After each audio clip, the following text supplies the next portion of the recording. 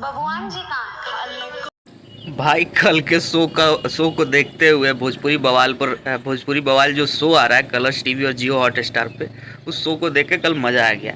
क्या है कि तेज प्रताप जी ने कुछ इनविटेशन भेजा था सबको, जो भी भोजपुरी बवाल में पार्टिसिपेट किए हैं। तो उसमें पावर स्टार पवन सिंह का एंट्री सबसे लास्ट में होता है। पावर स्टार जो है वो हमेशा से ही किसी को जो अपने से बड़े हैं उनको राजा भैया करके संबोधित करते, एक प्यार होता है, एक दिल से प्यार होता है।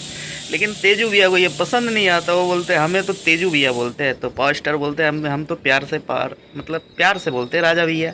तो बोले कि प्यार से भी हमको तेजू भैया बोला जाता है।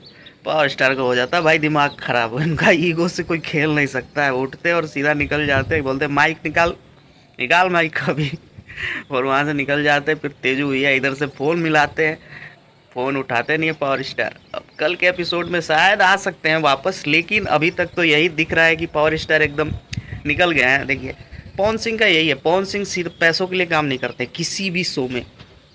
पवन सिंह के लिए इज्जत सबसे बड़ा बात होता है। अगर आपको इज्जत दे रहे हैं तो सामने से आप भी इज्जत दीजिए।